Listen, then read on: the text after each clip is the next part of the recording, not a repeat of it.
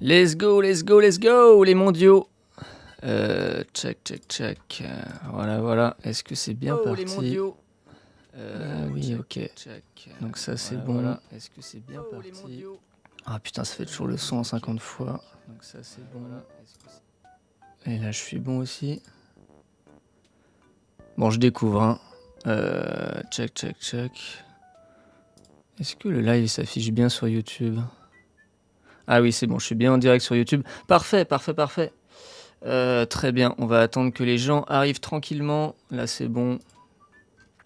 C'est parti. C'est parti sur YouTube et c'est parti sur Twitch. C'est parfait. On va revenir en config. Voilà. Avec le petit logo. On attend qu'il y ait un peu de monde qui débarque. Hop là. Tchac. Et ça y est, il y a du monde qui commence à arriver. N'hésitez pas à mettre un petit message dans le chat pour me dire si tout est bon. Là, j'ai quelques paramètres à régler. Le son, normalement, je suis sur les mêmes réglages que la dernière fois. Donc, ça devrait être bon. Là, je vois que ça tape un peu dans le rouge au niveau du micro. Dites-moi si ça sature ou si c'est bon. Voilà, j'attends de vos nouvelles dans le chat. Et puis après, on démarre gentiment. Voilà. Ah, Melvin Sky, le boss, il est là! Il est là, Melvin, ça fait plaisir, mon gars. J'espère que ça va bien, j'espère que tu t'es bien installé à Rennes, que tout va bien pour toi. Mec, ça va au top, ça va au top. Je suis là, bah. Mec, regarde, petit samedi soir, on stream. On parle d'athlétisme, ma passion, quand même. Qu'est-ce que tu veux que je te dise? C'est sympa, quoi. On discute. Erwan est là, Erwan dans le chat. Salut, salut, Erwan. J'espère que tu vas bien. J'espère que Estelle va bien. J'espère que vous allez tous bien.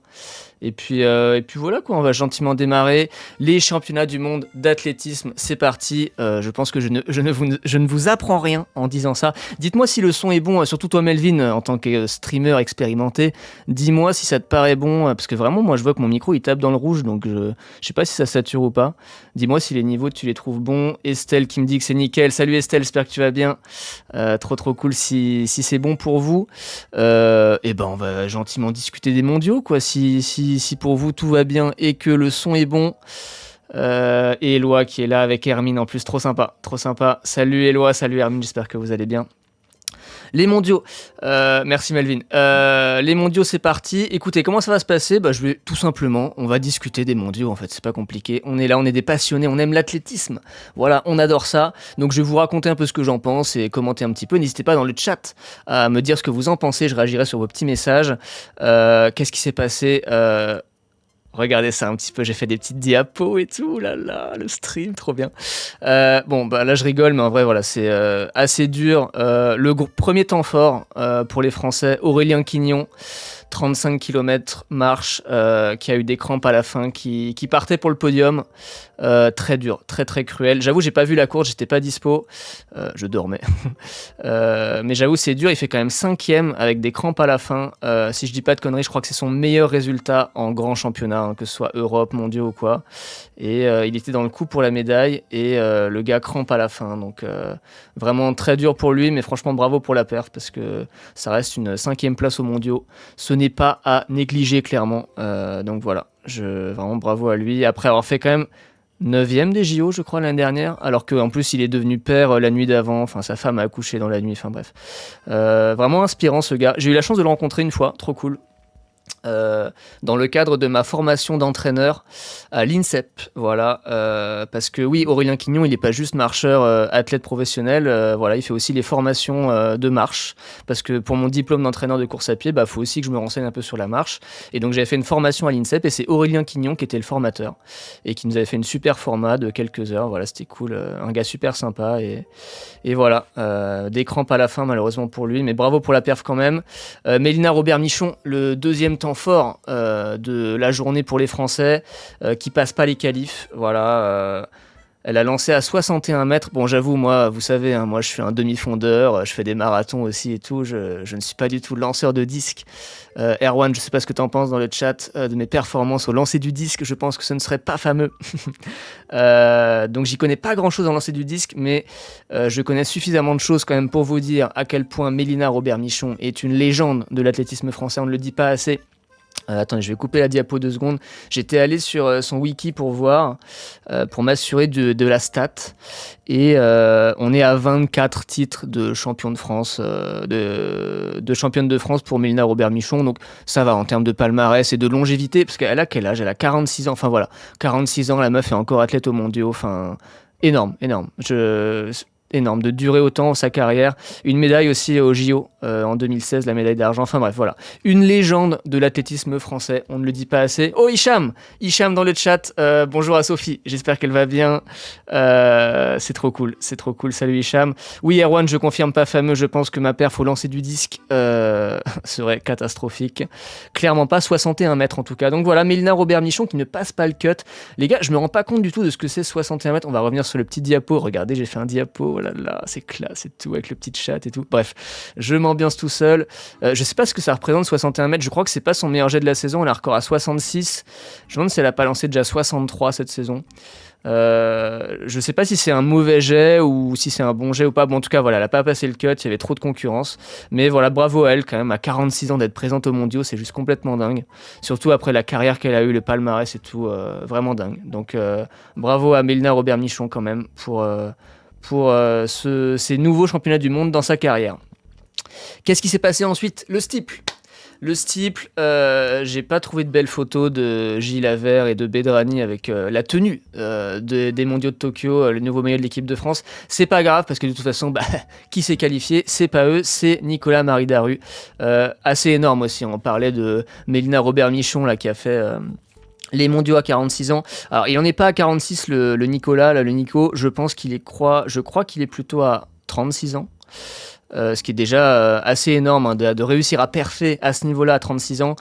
Surtout sur, en plus, 3000 steeples. Enfin bon, on est quand même sur une épreuve assez courte, assez intensive. C'est pas du marathon non plus. Donc, être capable d'avoir ce niveau de perf à 36 ans, respect quoi, vraiment respect. En plus super saison, je suis allé voir sa petite fiche, hop là on passe ici. Non j'ai bossé non mais les gars j'ai bossé un peu le stream hein. Vraiment j'ai préparé des trucs et tout, donc voilà la petite fiche attelée, paf direct on enchaîne de Nicolas-Marie Daru pour se rendre compte à quel point il fait une saison de dingue. Alors il a pas tenu son rang aux France de cross, voilà il a été champion de France de cross court, là il a pas gagné, il fait 6ème, il s'était fait kicker sur la fin, mais derrière ça enchaîne, voilà. Alors voilà le petit D-band de Lille, et surtout putain, 8-11, 8-10, le mec bat 2 fois son record dans la foulée. Je crois qu'avec 8-10, si je dis pas de conneries, c'est le 5e meilleur performeur de tous les temps français sur 3000 steeples. Juste ça, hein, à 36 ans, voilà. Énorme, un peu de 1500 pour la vitesse, et puis surtout à Talence. Non mais voilà, champion de France, le mec a mis une leçon à tout le monde. Il a été champion de France avec brio, et puis là il enchaîne, qualifié en finale du 3000 mètres steeple. Bravo, Nicolas-Marie Daru, vraiment bravo.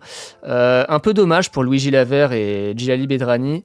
Bedrani, je me rappelle de son 8-5 qui était complètement dingue. Je suis remonté un peu sur sa fiche. C'était en 2019 et j'avais vu la course en direct. C'était où? Attends, il est où? Non, je suis pas au bon endroit. 3000 steeples, voilà, à Doha, voilà, 4 octobre 2019, 8,05, complètement dingue. Troisième perf de française de tous les temps sur 3000 steeples, et depuis, il a du mal à confirmer. Il est toujours là, même au championnat de France de cross court, il a toujours son mot à dire à la fin. D'ailleurs, il a une gestion d'effort assez particulière à chaque fois sur les crosses. Je remarque, il part pas très vite, c'est toujours sur la fin qu'il fait un finish de malade. Mais sur le style, voilà, il est pas redescendu sous les 8-11. Et là, ça passe pas les séries du style. Donc un peu dommage. Gilles Lavert, c'est pareil, c'est vraiment dommage. Je pense que Gilles Lavert est fatigué de sa saison. Je me permets, hein, je le connais pas, hein, il en parlerait beaucoup mieux que moi, bien sûr. Mais à mon humble avis de passionné d'athlète, je pense qu'il est crevé parce que putain, la saison qu'il fait, le Gigi, là, il fait quand même 4 fois 3,32 1500. En fait, c'est ça le truc, c'est que c'est un peu comme Daginos l'année dernière. Le gars, il a fait la course au minima toute la saison. Je pense que ça l'a usé vraiment physiquement.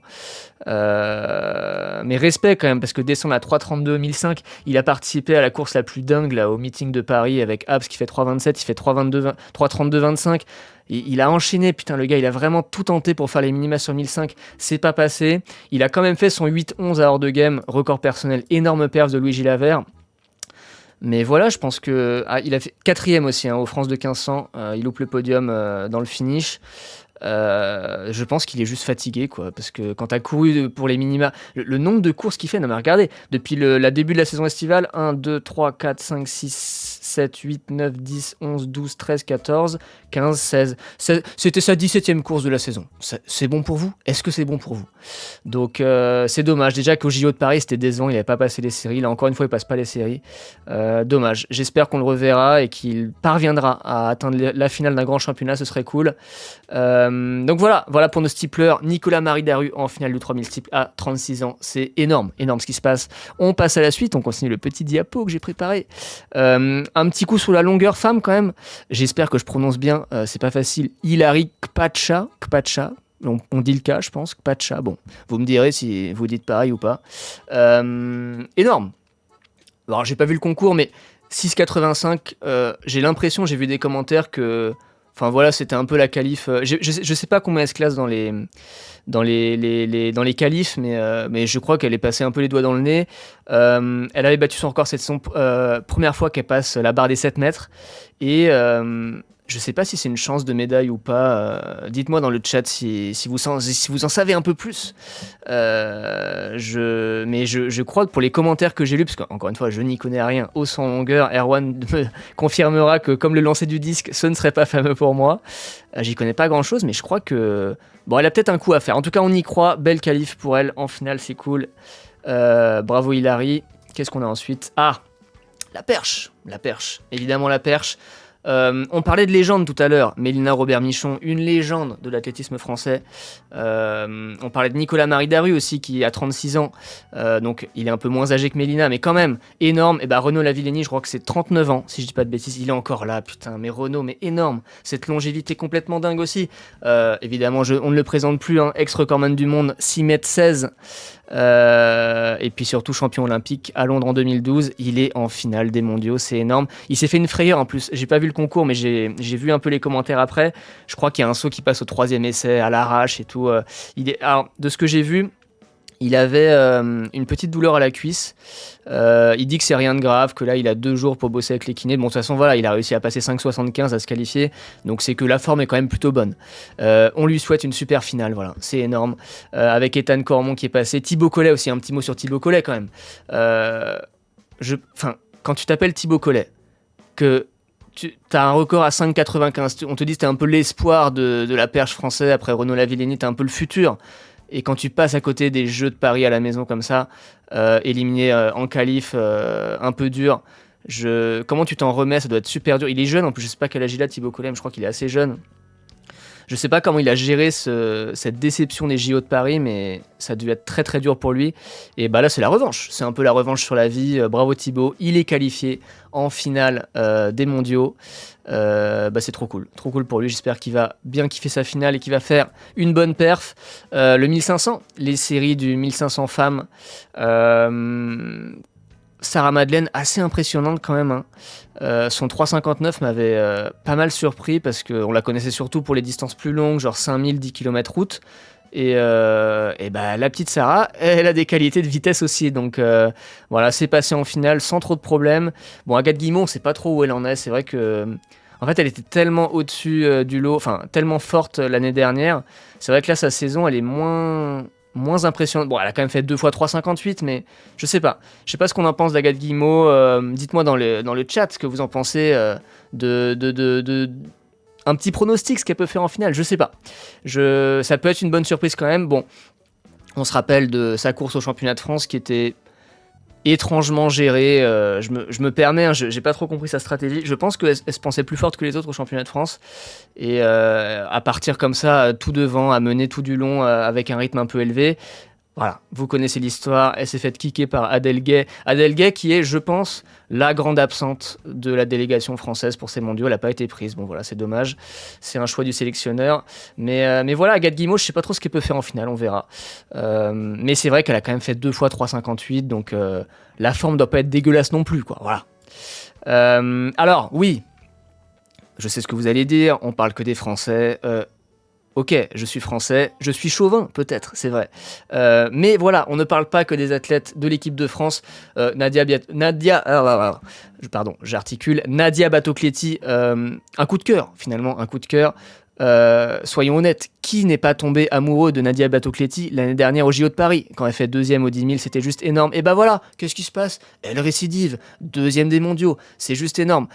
Qui peut rivaliser avec les Kenyans et les Éthiopiennes aujourd'hui en demi-fond féminin? Bah, à part Batocletti, il n'y a pas grand monde. C'est encore énorme ce qu'elle a fait. Elle bat son record. En plus, c'est complètement dingue. J'avais pris les résultats. Ouais, c'est ça, 30-38. Complètement dingue. Le record de Erwan dans le chat qui a eu très chaud. Erwan, fais gaffe, tu vas te faire battre par Nadia. Nadia 30-38, ouais, assez énorme. Record battu, record d'Italie, bien sûr.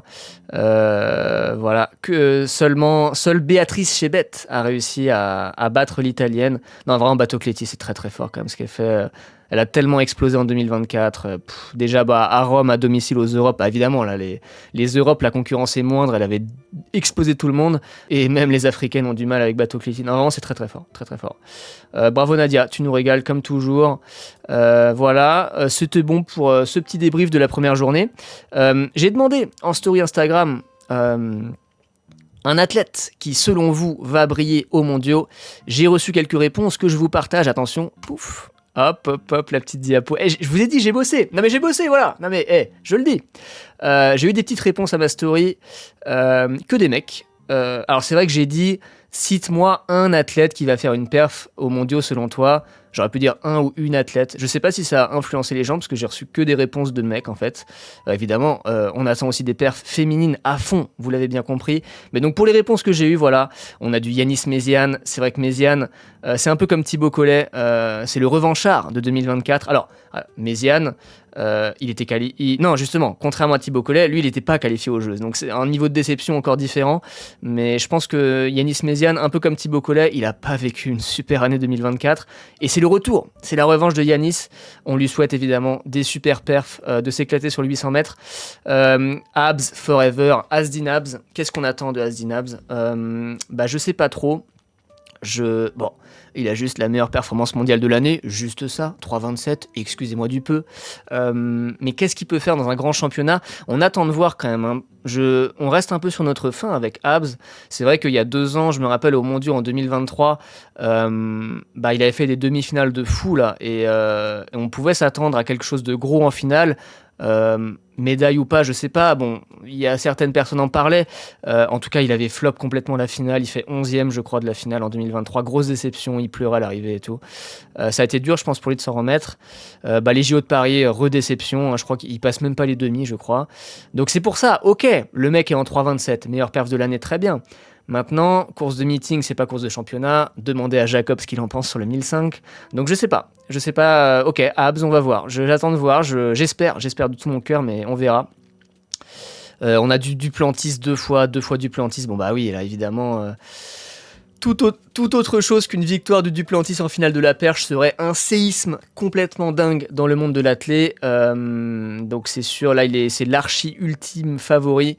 Il y a Karalis, le grec, qui fait plaisir aussi en numéro 2, mais voilà, il y a quand même 2 mondes d'écart.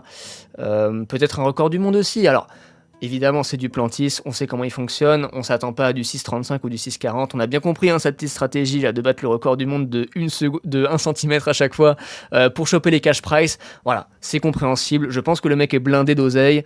Je pense qu'avec tous ces records du monde de 1 cm, avec toutes les primes et tout ça, il a mis la daronne à l'abri, je pense qu'il n'y a aucun souci là-dessus.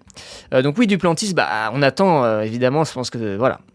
Duplantis devrait être champion du monde. Je pense que c'est pas une take de ouf de dire ça et que la cote sur BetClick ne doit pas être très élevée pour lui. Voilà. On a du Jan Schrub là avec les 3 protagonistes du 5000, Schrub, Daginos, Jimmy. Je sais pas trop ce que ça peut donner. On a bien vu au championnat de France que le meilleur finish c'est Schrub. Même si Jimmy m'a fait mentir, j'avoue, j'avais pas vu venir son finish de la Diamond League là quand il gagne le 3000, énorme. Après, en termes de concurrence, je pense que là au mondiaux ce sera pas la même chose. Donc à voir. Je sais que on sait tous que Jimmy, son point fort c'est pas les finishes de course, et sur une course de championnat on a besoin d'un bon kick. Est-ce que Schrub, Jimmy, Daginos peuvent faire un truc? Daginos quand même lui pour le coup il est encore moins rapide que Jimmy et Schrub sur le 1005. Je sais pas trop ce qu'il peut faire. On espère déjà une qualif en finale, ça va être la première chose. Avant toute chose, si Schrub, Gressier et Daginos pouvaient passer en finale du 5000, ce serait énorme. Jimmy qui fait le 10 000 aussi, qui double. Choix ambitieux de sa part. On va voir un peu comment il s'est préparé, ce que ça peut donner. On se rappelle du 10 000 de Jimmy l'année dernière qui était absolument énorme. Bonjour Didier. Bonjour Didier, j'espère que tu vas bien, que tout se passe bien pour toi. Merci pour ton commentaire sur la vidéo de Saada. Ça me fait très plaisir. J'espère que dans le chat, vous avez bien vu la vidéo de Saada qui est sortie sur YouTube jeudi soir. Énorme, j'ai adoré faire cette vidéo, c'était génial. Saada, athlète très prometteur, avec qui je prends beaucoup de plaisir à travailler. Qu'est-ce que je disais? Ouais. Jimmy, on se rappelle la finale du 10 000 au JO de Paris 2024, complètement dingue. Le mec fait son record 26, 50, je sais plus. Bon, sub 27, énorme. Et il fait que 13e. Il fait que 13e de la finale, la plus rapide de l'histoire évidemment. Donc pourquoi pas? On attend, alors pas, enfin une médaille, bon c'est quand même il y a peu de chance, mais pourquoi pas une grosse perf de Jimmy sur le 10 000, ça nous régalerait. C'est demain, je crois. Enfin du coup demain pour nous c'est demain matin, je crois, avec le décalage horaire. Et après le 5000, Shrub, Gressier, Daguinos. Bon, est-ce que ça peut marcher? On verra. Je leur souhaite le meilleur. Le reportage du TRC sur Etienne Daguinos, un régal. J'ai adoré cette vidéo. Très hâte de voir s'il peut passer le cut des séries sur 5000, ce serait énorme. Et voilà, donc c'était un peu les petites réponses à la story que j'ai faite sur Instagram. Saada le meilleur. Pas encore, Didier, pas encore. Mais il progresse. 4e aux France de steeple, c'était énorme. Bah, vous avez vu la vidéo sûrement sur YouTube. Prometteur, Saada, prometteur. Peut-être le meilleur un jour, on verra. En tout cas, il travaille dur pour ça. Il a la tête sur les épaules. C'est vraiment un super athlète. Super athlète, Saada. J'ai hâte de voir ce qu'il va faire ensuite. Donc, la suite, c'était ma petite diapo, voilà, là c'est fini après. N'hésitez pas à aller sur Instagram, hein. Si vous ne me suivez pas encore sur Instagram, allez-y, foncez, parce que c'est là que je fais toute ma communication, hein, tout simplement, déjà que je préviens quand est-ce que je suis en live, et que je fais des petits sondages comme ça, des petites questions pour demander l'avis de la commu sur les mondiaux, parce que du coup c'était le premier jour des mondiaux. Je compte faire des lives tous les soirs pendant les mondiaux d'athlétisme jusqu'à la fin, donc... Là, c'était le premier jour, je crois que c'est jusqu'à dimanche de la semaine prochaine. Donc ça veut dire 9 jours de live. Je ne promets rien. Peut-être que je vais pas faire les 9 jours. Il y a peut-être un soir où je vais vouloir me reposer ou que je serai juste pas dispo, je vais voir. Ce qui est sûr, c'est que demain, je live, ça c'est sûr. Les autres soirs, on verra, je vous tiendrai au courant sur Instagram, justement. Donc allez sur Instagram pour avoir toutes les infos. Et demain, je live, ça va être un peu plus tôt que ce soir, je pense plutôt 19h. Je vous tiens au courant sur Instagram, donc allez sur Instagram pour avoir toutes les infos. N'hésitez pas à répondre à mes sondages et mes questions en story pour qu'on en discute dans le chat pendant les lives, c'était trop cool. Et puis voilà, moi je vais peut-être couper le live maintenant, voilà, parce que j'ai le semi-marathon de Bois d'Arcy demain. Et oui, je suis aussi athlète, je cours. Je mets un dossard demain, je me réveille à 6h du matin pour aller faire un semi-marathon à Bois d'Arcy. Et il est 20h23, il faut que j'aille manger mes pâtes et faire ma petite routine, dormir, tout ça, c'est important, le sommeil. Merci à tous d'être passés dans le chat, merci pour les petits coucous que j'ai eus, ça m'a fait plaisir. Et j'espère que le stream vous a plu. Je vous donne rendez-vous demain sur Twitch et YouTube, normalement à 19h. Si jamais ça change, je préviendrai de toute façon sur Instagram. Merci Didier, c'est un semi-marathon. Merci beaucoup. Je vous donne rendez-vous donc demain soir. Bonne soirée d'ici là.